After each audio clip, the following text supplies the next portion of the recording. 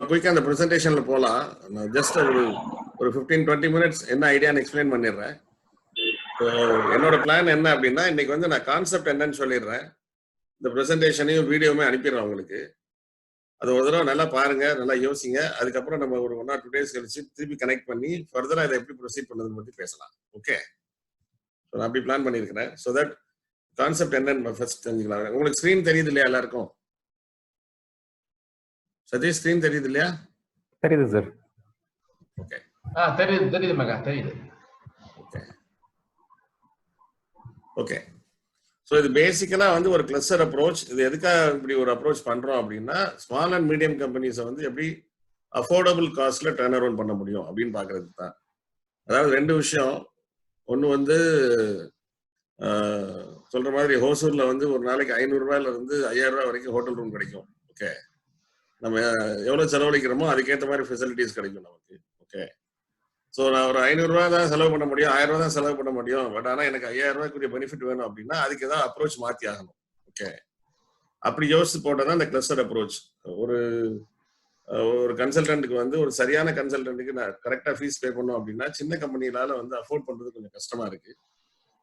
So அதனால ஒரு cluster மாதிரி போட்டு அதை ஷேர் பண்ணி பண்ணோம்னா எல்லாருக்குமே பெனிஃபிட்டும் கிடைக்கும், பிளஸ் சேம் டைம் அஃபோர்டபிலிட்டி இருக்கும். அதான் concept. So helping small and medium companies to turn around positively at an affordable cost. So இதான் overall concept. So கிளஸ்டர்னா என்ன, யாரு கிளஸ்டர் மெம்பர் ஆகலாம், இதோட சிஸ்டம் என்ன, மாடஸ் ஆப்பரண்டி என்ன, அதுல என்ன ஃபோக்கஸ், என்ன ஸ்ட்ரக்சர், என்ன மெத்தடாலஜி, என்ன அட்வான்டேஜஸ் கிடைக்கும், இதுல ஃபர்தரா என்ன பாசிபிலிட்டிஸ் இருக்கு, இப்படி ஒரு கிளஸ்டரா இருக்கணும் என்ன பாசிபிலிட்டிஸ் இருக்கு, அண்ட் ஹவு டு ஸ்டார்ட், இதான் நீங்க டிஸ்கஸ் பண்ண போறோம்.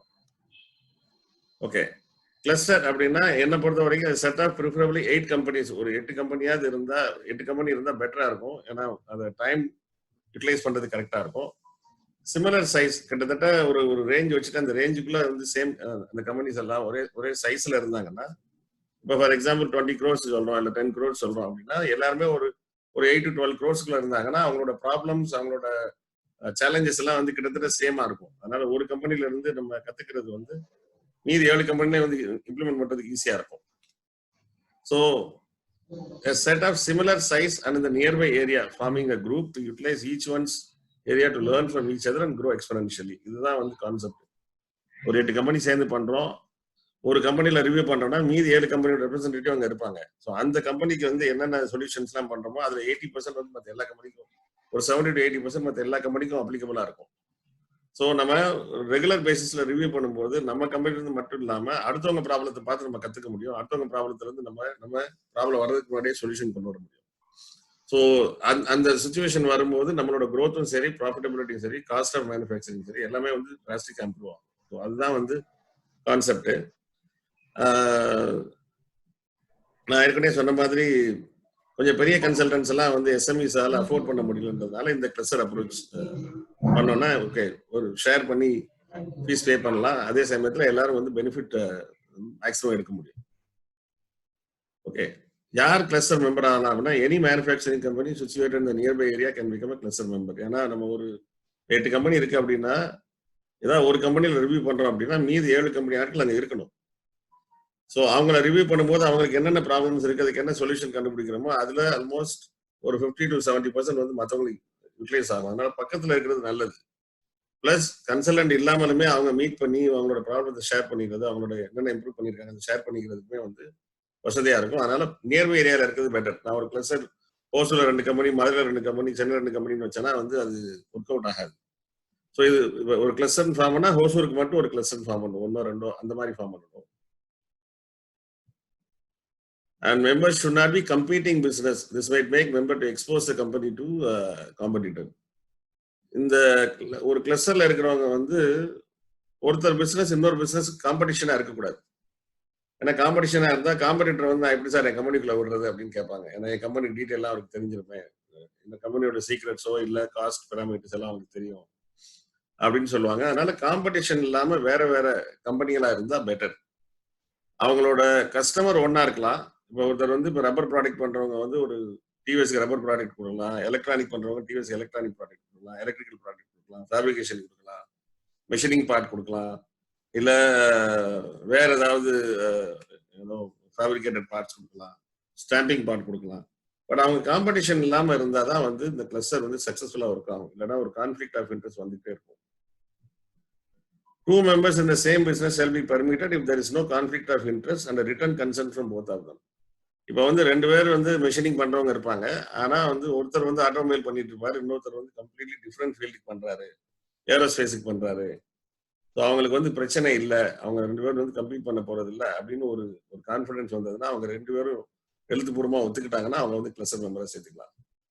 மகேஷ், வெல்கம். நல்லா இருக்கீங்களா?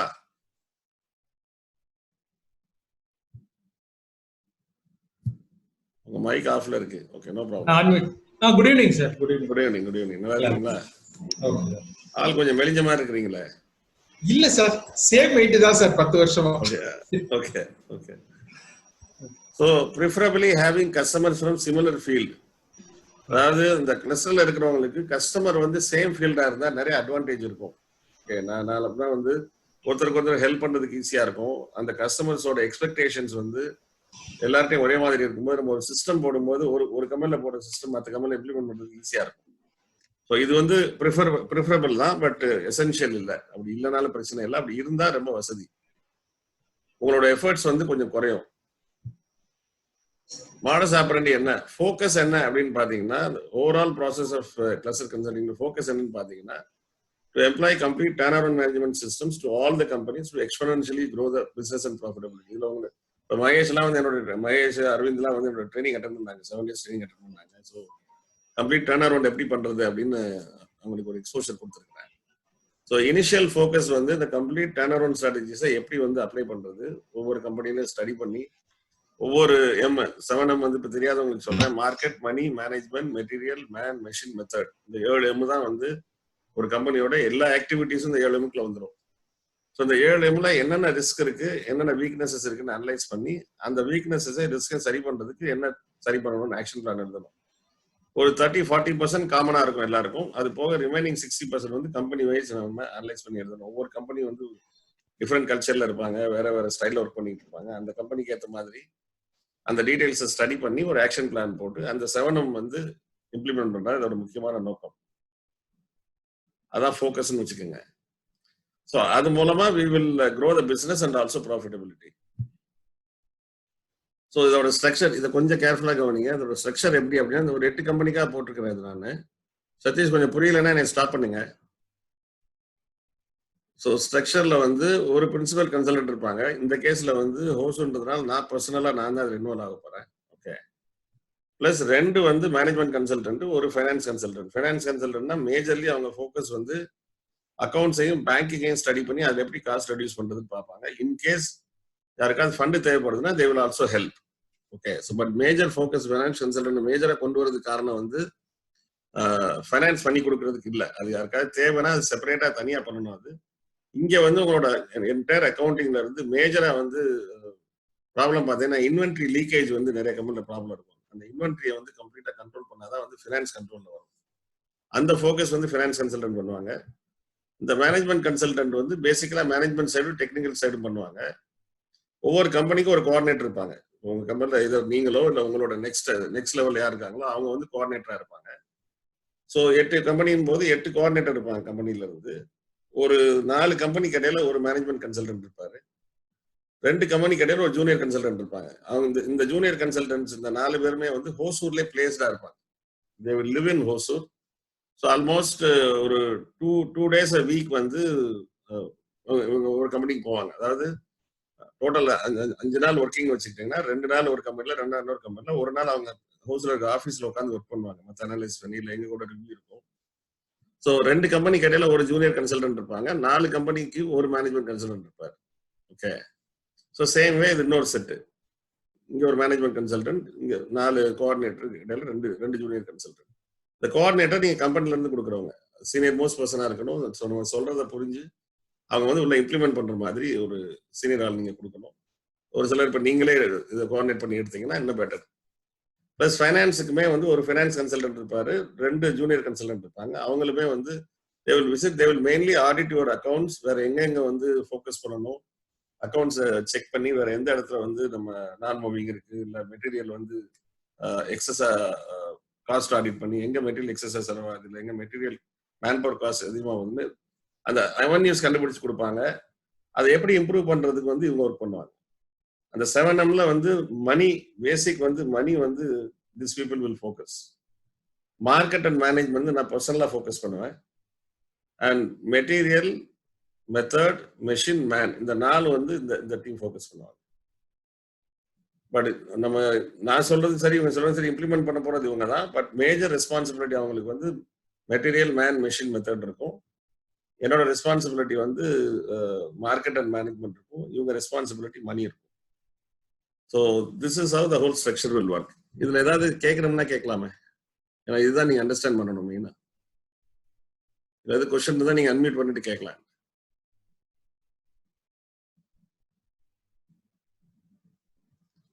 சுதாகர் சார், அந்த ஜூனியர் கன்சல்டன்ட் வந்து 4 பேர் இருப்பாங்க இல்லைங்களா? இல்ல இந்த 2 பேர் தான் இந்த ரெண்டு 4 கம்பெனி ஆக்ட் பண்ணுவாங்களா சார்?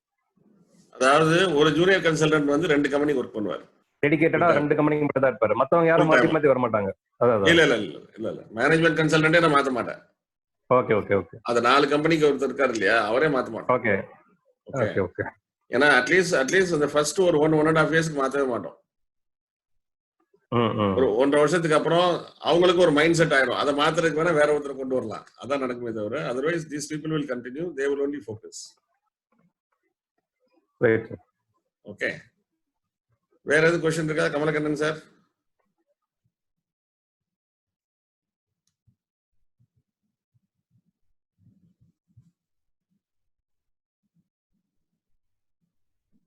சொல்லுங்க விவேகானந்தன், நீங்க எதுவும் கேட்கணுமா? சொல்றது கேட்கலையே.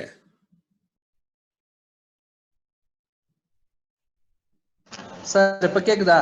இப்ப கேக்குதா? சொல்லுங்க சார். இப்போ அந்த ஜூனியர் கன்சல்டன்ட்டை யார் அப்பாயின்மெண்ட் பண்ண போறா, அந்த மேனேஜ்மெண்ட் கன்சல்டன்ட்டை யார் அப்பாயின்மெண்ட் பண்ண போறா அப்படின்றது தெரியணும்ல சார். இந்த பிரின்சிபல் கன்சல்டன்ட் பேசிக்கலி நானு. ஓகே, ஃபர்ஸ்ட் அட்லீஸ்ட் 1.5 இயர்ஸ்க்கு நான் பர்சனலா ஹேண்டில் பண்ணுவேன். ஓகே. இந்த 3 பேரும் என்னோட டீம்ல இருந்து வருவாங்க. ஓகே. இந்த ஜூனியர் கன்சல்டன்ட்டும் என்னோட டீம்ல இருந்து வருவாங்க. இவங்களும் என்னோட டீம்ல இருந்து வருவாங்க. நீங்க கம்பெனி கோஆர்டினேட்டர் மட்டும் தான் கொடுக்கணும். உங்களோட டீம்ல இருந்து தான் வர போறாங்க. கம்பெனி கோஆர்டினேட்டர் மட்டும் தான் நீங்க கொடுக்கணும். அதுமே வந்து ஒரு சீனியர் ஆளா இருக்கணும். அவங்க தான் அதை டிரைவ் பண்ணணும் கம்பெனிக்குள்ள. எல்லா கன்சல்டன்ட்டும் என்னோட டீம்ல இருந்து தான் வருவாங்க. Okay okay.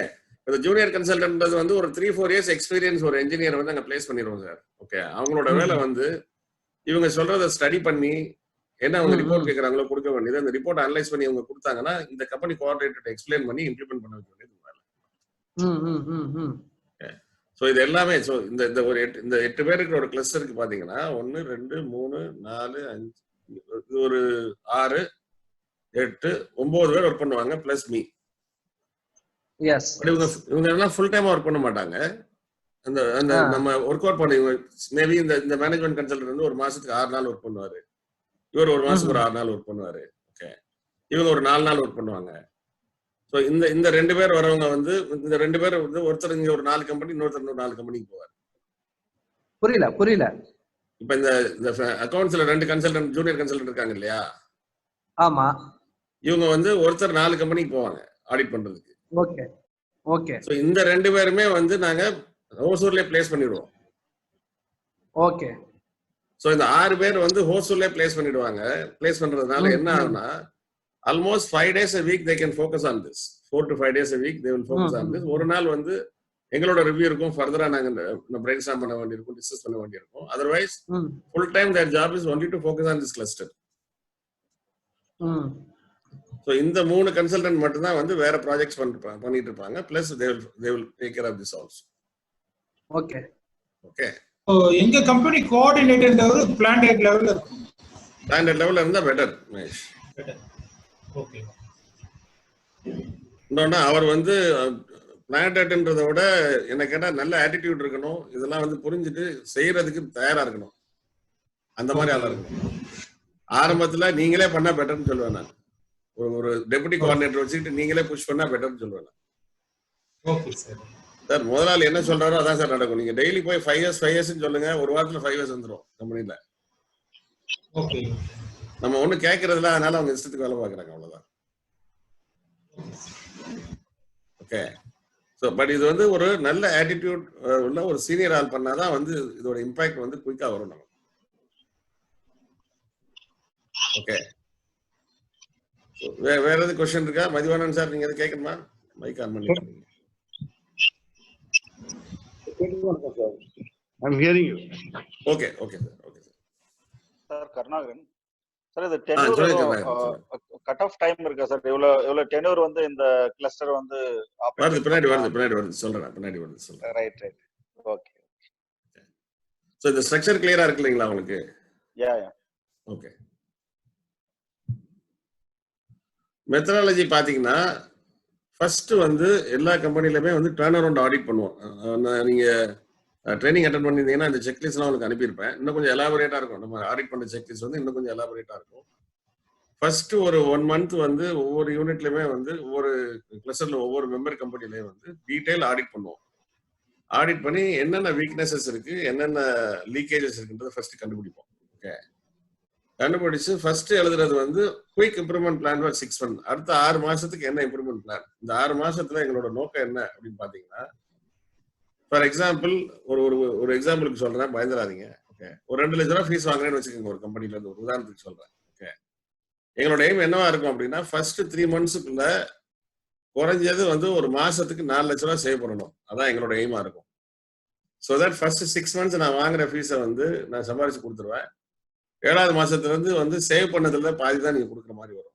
அதுக்கப்புறம் ஃபர்தரா இம்ப்ரூவ் பண்ணிட்டே போவோம். அதான் வந்து ஃபர்ஸ்ட் டார்கெட். ஸோ தட் உன்னோட ரிஸ்க் வந்து 3 monthsக்கு நீங்க செலவு பண்றீங்க. 4th monthல இருந்து அந்த செலவு பண்ண காசு வந்து சேவிங் ஆக ஆரம்பிக்கும். இதுதான் வந்து ஃபர்ஸ்ட் டார்கெட். ஸோ ஃபர்ஸ்ட் 6 மாசத்துல அந்த டார்கெட் வந்து to make quick improvement plan. So that 7th monthல இருந்து நான் வாங்குற ஃபீஸ் வந்து நான் சேவ் பண்ண கொடுத்த கம்பெனிக்கு சேவ் பண்ண கொடுத்த ஃபீஸ்ல ஒரு போர்ஷன் தான் வாங்குற மாதிரி இருக்கும். அதுதான் வந்து பிளான்.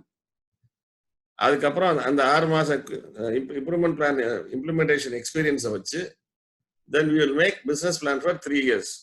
3 yearsனா 1000 days பிளான் சொல்லுவோம். அதாவது நீங்க என்ன சிஸ்டம் போட்டாலும் சரி, இல்லை என்ன கல்ச்சர் சேஞ்ச் பண்ணாலும் சரி, எனி ஆக்டிவிட்டி நீங்க 1000 days பண்ணீங்க அப்படின்னா யூ பிகம் எக்ஸ்பர்ட். அந்த 1000 daysல அட்லீஸ்ட் 3 times நீங்க அப்ஸ் அண்ட் டவுன்ஸ் பார்த்துருப்பீங்க. ஸோ உங்களுக்கு வந்து அதை ஹேண்டில் பண்ண தெரியும். ஸோ 3 years வந்து இந்த சிஸ்டம் ஒர்க் பண்ணிட்டீங்கன்னா அதுக்கப்புறம் உங்களுக்கு ஹெல்ப் தேவை இருக்காது. You be able to take it further அப்படின்றது எங்களோட பிலாசபி. ஓகே.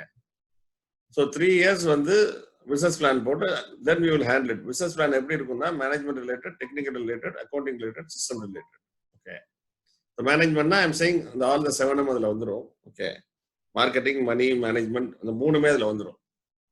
ஸோ அதை போட்டுட்டு அதை எப்படி இம்ப்ளிமெண்ட் பண்றது அப்படின்னு ஹேண்ட் ஓவர் பண்றது தான் வந்து பேசிக் ஸ்ட்ரக்சர். ஸோ நார்மலா இந்த 6 monthsல வந்து வில் ஆல்மோஸ்ட் ஒரு 90% ஐ வுட் சே 90% வந்து உங்க கம்பெனியை பத்தி, கல்ச்சரை பத்தி, உங்களோட ஸ்டைல் பத்தி, உங்களோட ஃபோக்கஸ் என்ன, நீங்க என்ன மாதிரி க்ரோ ஆகணும்னு நினைக்கிறீங்க, இது எல்லாமே வந்து ஒர்க் அவுட் பண்ணிடுவோம். ஸோ அந்த பிளான் வந்து அந்த 1000 days பிளான் வந்து ஒவ்வொரு கம்பெனிக்கும் வேற வேறையா இருக்கும். It won't be same.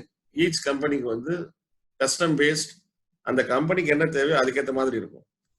But review பண்றது எல்லாரும் ஒன்னா சேர்ந்து ரிவ்யூ பண்ணுவோம். எதனா கான்ஃபிடென்ஷியலோ அதை விட்டுட்டு மீதி ஒன்னா சேர்ந்து ரிவ்யூ பண்ணுவோம். ரிவ்யூ பண்ணும்போது ஸோ ஒரு கம்பெனியோட ஸ்ட்ராட்டஜி வந்து சக்சஸ்ஃபுல்லா இருந்ததுன்னா அந்த ஸ்ட்ராட்டஜி வந்து நமக்கு ஒர்க் அவுட் ஆகுதா அப்படின்னு நீங்க பார்க்க முடியும். ஓகே. ஸோ ஸ்ட்ரக்சர் வந்து சேம் வே கண்டினியூ ஆகும். ஃபர்ஸ்ட் 6 monthsல குயிக் இம்ப்ரூவ்மெண்ட் பிளான் ஃபோக்கஸ் வந்து காஸ்ட் சேவிங்ஸ் இருக்கும். மெயினா வந்து cost savings and quality improvements வந்து ஃபர்ஸ்ட் இருக்கும். காஸ்ட் சேவிங்னாலே ஆட்டோமேட்டிக்கா ப்ரொடக்டிவிட்டி இம்ப்ரூவ்மெண்ட் வரும். ஓகே. ஜஸ்ட் ஒரு நிமிஷம். Hello,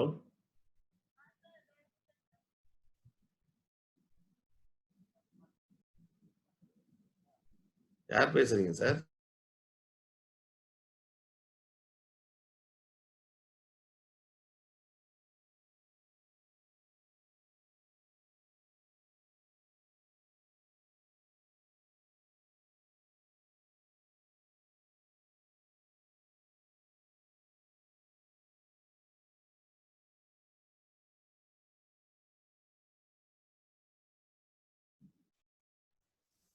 sorry. So overall engagement வந்து 3.5 years என்கேஜ்மெண்ட். இது எப்படி ஒர்க் பண்ணும் அப்படின்னா 6 months லாக்இன் பீரியட் இருக்கும். ஓகே. அந்த 6 months will verify the performance or review the performance. அந்த பெர்ஃபார்மன்ஸ் ரிவ்யூ பண்ணி அந்த பெர்ஃபார்மன்ஸ் எப்படி போயிட்டு இருக்கு அப்படின்றத பொறுத்து அடுத்த 6 மந்த்ஸ் லாக்இன் பண்ணலாம். ஸோ எவ்ரி 6 மந்த்ஸ் வந்து அந்த மாதிரி ரிவ்யூ பண்ணி லாக்இன் பண்ற மாதிரி இருக்கும். இன்கேஸ் வந்து இந்த லாக்இன் வந்து ஒர்க் அவுட் ஆகல, இல்லை சார் உங்க ஸ்பீடு எங்களுக்கு புரியல சார், நாங்க நினைச்ச மாதிரி நீங்க ரிசல்ட் கொடுக்கல அப்படின்னா we can cut it off. அதுக்கப்புறம் 2 மந்த்ஸ் நோட்டீஸ்ல வெளியே வந்துடுவோம். ஒண்ணு சேம் வே இப்போ எங்களுக்கு வந்து இப்படி ஃபீல் ஆகுதுன்னு வச்சுக்கோங்க, இல்லை சார் இந்த கிளஸ்டர் வந்து நாங்க நினைக்கிற மாதிரி நீங்க ரன் பண்ண மாட்டேங்கிறீங்க, நீங்க வந்து கோஆர்டினேட்டர் கொடுக்கல அப்படின்னா we can also walk out. But 6 months login வந்து at any given time இருக்கும். ஸோ ஃபர்ஸ்ட் ஆரம்பிக்கிறோம்னா 6 மந்த்ஸ்க்கு வந்து அட்லீஸ்ட் 6 மந்த்ஸாவது வந்து இருந்தால் தான் வந்து will be able to at least some benefits. Plus அதுக்கப்புறம் அதை ரெகுலராக நீங்கள் ஒரு 3 இயர்ஸாவது கண்டினியூ பண்ணாதான் வந்து உங்களுக்கு irreversible பெனிஃபிட் வரும். 3 இயர்ஸில் என்னோட டார்கெட் என்னவா இருக்கும் அப்படின்னா, டிபெண்டிங் அப்பான் இந்த கம்பெனி சைஸ், கம்பெனி பெரிய company 50 crore 60 crore turnover பண்றீங்க அப்படின்னா 3 இயர்ஸுக்குள்ள we should go at least double. உங்களோட சேல்ஸ் டபுள் ஆகணும், உங்களோட ப்ராஃபிட்டபிலிட்டி எப்படி இருக்கோ அது அட்லீஸ்ட் ஒரு 50 to 60% இன்க்ரீஸ் ஆகும். இதுதான் எங்களோட டார்கெட்டா இருக்கும். சின்ன கம்பெனியா இருந்தா 3 இயர்ஸ்ல அட்லீஸ்ட் 3 டைம்ஸ் போகணும்னு எதிர்பார்ப்போம். So that is how we work. நீங்க அந்த ஹேமாவோட ஹிஸ்டரி பார்த்துருந்தீங்கன்னா அந்த 1 இயர்ல வி ஆக்சுவலி ஃப்ரம் 16 கோடியில இருந்து வி வெண்ட் அப் டு 25 கோடி 32 கோடி போனோம். 33 கோடி போனோம் ஒரே வருஷத்துல, எந்த இன்வெஸ்ட்மெண்ட் இல்லாம. ஏன்னா அவ்வளவு கெப்பாசிட்டி இருந்தது, யூட்டிலைசேஷன் இல்லாம இருந்தது, பிளஸ் கஸ்டமர்ஸ் வந்து ரிக்வயர்மெண்ட் வந்து கொடுக்காம இருந்தாங்க. So depending upon the market availability, depending upon your capacity, 2 டைம்ஸ்ல இருந்து 3 டைம்ஸ் வந்து உங்களோட சேல்ஸ் இன்க்ரீஸ் ஆகணும். That will be our target. Plus உங்க ப்ராஃபிட்டபிலிட்டி குறைஞ்சது இப்போ என்ன பண்ணிட்டு இருக்கீங்களோ அதை விட குறைஞ்சது 50 to 60% ப்ராஃபிட்டபிலிட்டி இன்க்ரீஸ் ஆகும். இஃப் நாட் டபுள் டார்கெட்டா இருக்கும். இப்போ 10% பண்றீங்க அப்படின்னா அட்லீஸ்ட் ஒரு 15-16% ப்ராஃபிட்டபிலிட்டி கொண்டு போறது, இதுதான் எங்களோட டார்கெட்டா இருக்கும். இல்லை இப்போ 5% பண்றீங்க அப்படின்னா அதை எப்படி வந்து 10% கொண்டு போறது. So that will be our target. So அது வந்து ரிப்பீட்டடா 3 இயர்ஸ் பண்ணி கொடுத்துருவோம். Then will be able to manage it yourself. So இதுதான் வந்து மெத்தடாலஜி. அவர் கருணாகரன் கேட்டார் இல்லையா டைம் பிளான் என்னன்னு, இதுதான் வந்து டைம். அண்ட் அட்வான்டேஜஸ் என்ன அப்படின்னா, கன்சல்டன்டோட fees and expenses are shared. Cross learning நிறைய கிடைக்கும். குயிக்கா வந்து ஷார்ட் டைம்ல நிறைய கத்துக்க முடியும். ஏன்னா இப்போ நீங்களுமே as a கன்சல்டன்ட் மாதிரி ஒரு மாசத்துக்கு ஒரு 8 கம்பெனியோட ரிவ்யூல நீங்க உட்காரும் போது நிறைய விஷயங்கள் உங்களுக்கு குயிக்கா கத்துக்க முடியும். மற்ற இண்டஸ்ட்ரியில இருந்து நிறைய கைடன்ஸ் கிடைக்கும். இப்போ வேற ஒரு பெயிண்ட் இண்டஸ்ட்ரியில ஃபாலோ பண்ற ஒரு சிஸ்டம் வந்து உங்களுக்கு பெர்ஃபெக்டா ஃபிட் ஆகலாம், ஆனா உங்க இண்டஸ்ட்ரியில யூஸ் பண்ணாம இருக்கலாம். இல்ல ஒரு ரப்பர் இண்டஸ்ட்ரியில யூஸ் பண்ற ஒரு சிஸ்டம் வந்து ஒரு ஃபேப்ரிகேஷனுக்கு யூஸ் ஆகலாம். ஸோ அந்த கைடன்ஸ் அதர் இண்டஸ்ட்ரியில இருந்து கிடைக்கும். பிளஸ் இந்த கிளஸ்டர் கலீக்ஸ்ல இருந்து ஏன்பா அப்படி தொந்தரவு பண்றீங்க? நான் ஒரு செமினார்ல இருக்கிறேன்பா. ஹலோ, என்ன சொல்லுங்கப்பா.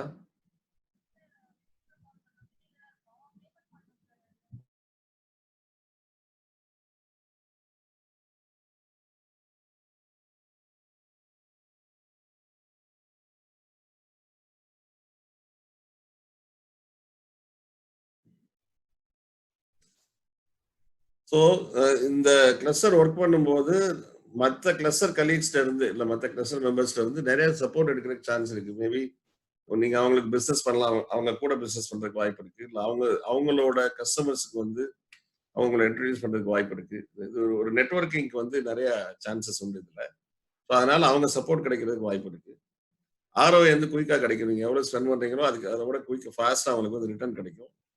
பிளஸ் இன்னொரு முக்கியமான விஷயம், 8 பேர் ஒரு கிளஸ்டர்ல ஒர்க் பண்ணும்போது மற்ற 7 பேரோட ப்ரெஷர் உங்களுக்கு இருக்கும். அதனால நீங்க வந்து உங்க கோஆர்டினேட் வந்து கட்டாயம் பெர்ஃபார்ம் பண்ணியே ஆகணும் அப்படின்னு ஒரு சுச்சுவேஷன் வரும். இண்டிவிஜுவல் கன்சல்டன்சி எடுக்கும்போது வர்ற ப்ரெஷரை விட பியர் ப்ரெஷர் அதிகமா இருக்கும். அதனாலே வந்து you'll be force to perform.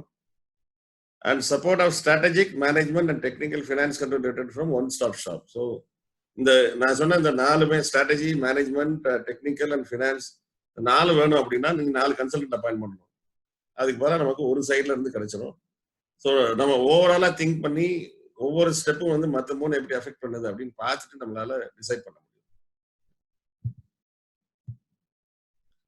Further possibilities என்ன அப்படின்னு பாத்தீங்கன்னா, என் தப்பம்ஸுக்கு ஒரு பெரிய நெட்வொர்க் இருக்கு. ஸோ ஓரளவு கம்பெனியை வந்து ஓரளவு நல்லா செட் பண்ணிட்டோம், ஓரளவு நல்ல லெவலுக்கு கொண்டு வந்துட்டோம் அப்படின்னா we can also help you to get new businesses. அது ஒரு ஆப்பர்ச்சுனிட்டிஸ் இருக்கு.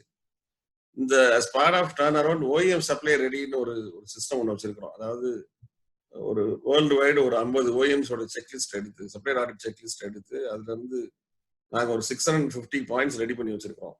கிட்டத்தட்ட ஒரு 6 கம்பெனிக்கு பண்ணியிருக்கிறேன். SRM ரீசெண்டா குவாலிஃபை ஆனாங்க.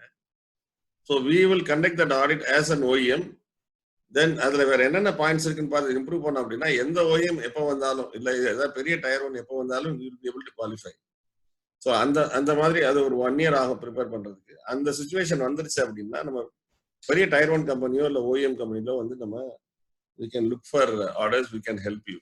Okay. Plus நம்மளோட இன்டர்நேஷனல் நெட்வொர்க்கை யூஸ் பண்ணி நம்ம அந்த எக்ஸ்போர்ட் பண்ற அளவுக்கு நம்ம ரீச் ஆயிட்டோம் அப்படின்னா we can also help you to get export businesses. அது போக 2E SRLன்னு ஒரு கம்பெனியோட நான் டைரக்டர் டெல்லியில இருக்கு, இட்டலியில இருக்கு, அதோட டைரக்டர் நான்.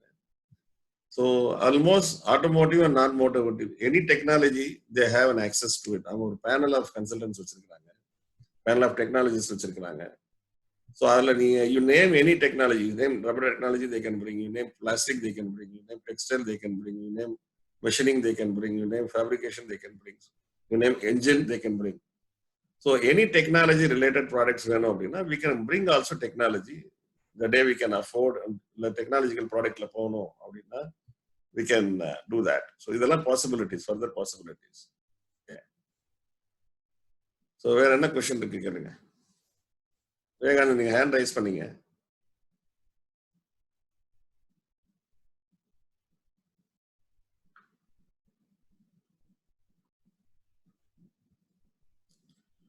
ஸோ இது வரைக்கும் பேசுறதுல எது கொஸ்டின்ஸ் இருக்கா உங்களுக்கு?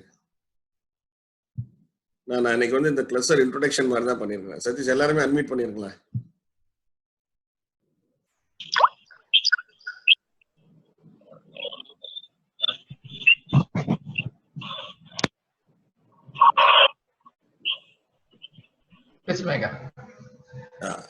எல்லாருமே அன்மியூட் பண்ணிருக்கேன். Okay sir Karunakaran.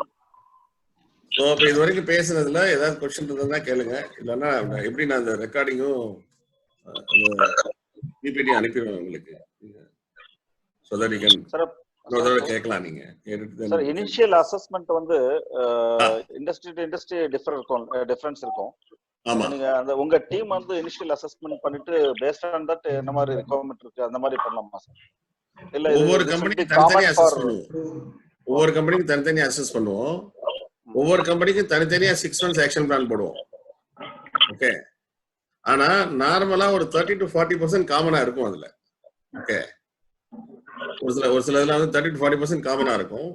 இதுல பெரிய அட்வான்டேஜ் என்ன அப்படின்னா, ஃபார் எக்ஸாம்பிள் ஜூலைல ஆரம்பிக்கிறோம்னு வச்சுக்கோங்க ஒரு எக்ஸாம்பிள். ஓகே. ஜூலை மாசத்தோட டார்கெட் வந்து எல்லா கம்பெனியோட இதை வந்து கம்ப்ளீட் ஆடிட் பண்ணி அதுக்குரிய எல்லா டேட்டா கேட்போம். நீங்க டேட்டாலாம் ப்ரிப்பேர் பண்ணி கொடுக்கணும். ஓகே. ஒரு சில பிசிக்கல் ஆடிட் இருக்கும். ஆடிட் பண்ணி அதை அனலைஸ் பண்ணி ஒவ்வொரு கம்பெனியோட 8 கம்பெனியோட ஆக்ஷன் பிளான் வந்து எல்லாருமே உட்கார வச்சு டிஸ்கஸ் பண்ணுவோம். ஸோ நம்ம ஒரு கம்பெனிக்கு பண்ண ஆக்ஷன் பிளான்ல இருந்து 2-3 பாயிண்ட் இன்னொரு கம்பெனிக்குமே எடுத்து போடுறதுக்கு வாய்ப்பு பண்ணிட்டு தென் ஒவ்வொரு கம்பெனிக்கு ஆக்ஷன் பிளான் தனியா இருக்கும். அந்த ஆக்ஷன் பிளான் ரிவ்யூ பண்ணும்போது மற்ற கம்பெனியோட ரெப்ரசன்டேட்டிவ்ஸ் இருப்பாங்க. ஓகே. ஒரு கம்பெனில ரிவ்யூ பண்றோம், அவங்களுக்கு என்ன ப்ராப்ளம் வருதுன்னு பார்த்து அதுக்கு ஒரு சொல்யூஷன் கொடுத்தா அந்த சொல்யூஷன் ஆட்டோமேட்டிக்கா மற்ற கம்பெனிக்கு அப்ளை ஆக சான்சஸ் இருக்கு. ஒரு 70% வரைக்கும் அது அப்ளை ஆகும். அதனால என்ன அட்வான்டேஜ் அப்படின்னா, உங்களோட ரிவ்யூ வர வரைக்கும் நீங்க வெயிட் பண்ண வேண்டியதில்லை. உங்களோட ரிவ்யூ வர வரைக்கும் வெயிட் பண்ண வேண்டியது 60% முதல்ல சொல்யூஷன் போட ஆரம்பிச்சிடலாம். ஷார்ட் டைம் கத்துக்கிறதுக்கு வாய்ப்பு இருக்கு. ஆனா ஆக்ஷன் பிளான் வந்து ஒவ்வொரு கம்பெனிக்கும் தனித்தனியா இருக்கும். இந்த கிளஸ்டர்ல ரெண்டு காரணம் தான் கருணாகரன். கிளஸ்டர் போடுறது ரெண்டு காரணம் தான். ஒன்னு ஃபீஸ் வந்து ஷேர் பண்ணிக்கலாம், சோ தட் பர்டன் கம்மியா இருக்கும். ஃபீஸ் எக்ஸ்பென்சஸும் ஷேர் பண்ணிக்கலாம், பர்டன் கம்மியா இருக்கும். ரெண்டாவது, அடுத்தவங்க தப்புல இருந்தோ அடுத்தவங்க சக்சஸ்ல இருந்தோ நம்ம குயிக்கா கத்துக்கலாம். நம்ம தப்பு பண்ற வரைக்கும் வெயிட் பண்ண வேண்டிய அவசியம் இல்லை. அது ஒண்ணுதான் அட்வான்டேஜ். இந்த ரெண்டு தான் அட்வான்டேஜ். மற்றபடி எல்லாமே வந்து அந்தந்த கம்பெனிக்கு ஏற்ற மாதிரி இண்டிவிஜுவலா இருக்கும்.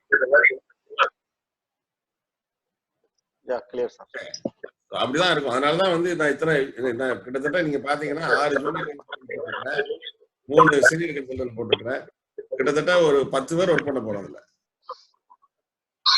ஓகே. அதுல 6 junior consultant almost full time work பண்ண போறாங்க.